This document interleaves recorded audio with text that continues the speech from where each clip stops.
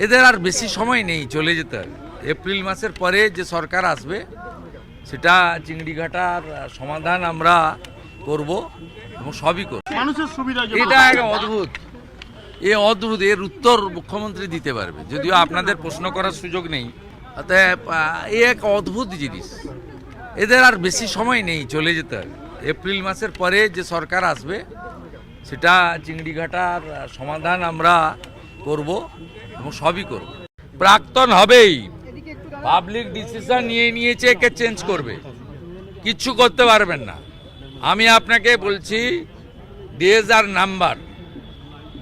অনেকেরই ধারণা ছিল 34 বছর পরে সিপিএমের সিট কমতে পারে, যাবে না। 11তে মানুষ প্রমাণ করে দিয়েছে, এখানেও মানুষ প্রমাণ করে দিবে। একই কালারের, একই মডেলের, একই নাম, মানে কার্যত প্রায় একই নম্বরের দুটো গাড়ি আছে। অশোক কীর্তনিয়ার গাড়ি বলে আক্রমণ করা হয়েছে, তাতে অশোক কীর্তনিয়ার স্ত্রী এবং পরিবাররা ছিল, মূলত মহিলারা ছিল। কারা করেছে প্রকাশ্যে লোক দেখেছে। 3টি মুসলিম ছেলে ছিল, 2টি হিন্দু ছেলে ছিল, সব তৃণমূল কংগ্রেসের নটোরিয়াস ক্রিমিনাল।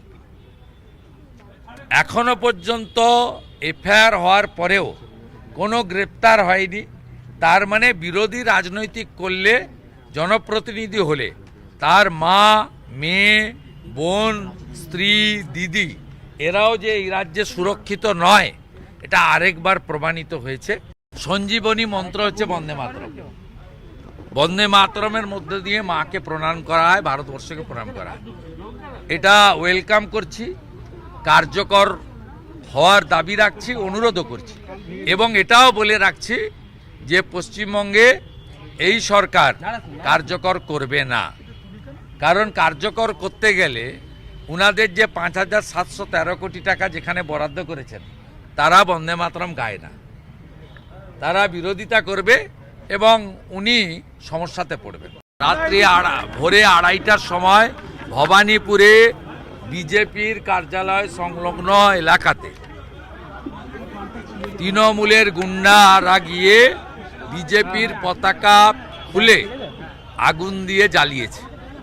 যা সিসিটিভি ফুটেজ আমি পেয়েছি, এটার মধ্য দিয়ে প্রমাণ হচ্ছে মমতা ব্যানার্জি যেভাবে নন্দীগ্রামে হেরেছেন, ভবানীপুরের হারার আতঙ্কেও তিনি পতাকা পুড়াতে তার স্পেশাল বাহিনীকে নামিয়ে দিয়েছেন। এবং যত পতাকা পুড়াবেন আপনার হারের ব্যবধান তত বাড়বে। সুপ্রিম কোর্ট তো হাইকোর্টে পাঠিয়ে দিয়েছে, হাইকোর্টে যা বলার তারা বলবেন, আমরা বলবো এখানে। হাইকোর্টে ফিরিয়ে দিয়েছে, হাইকোর্টেই হবে, এখানে অ্যাপ্রোপ্রিয়েট লড়াই হবে।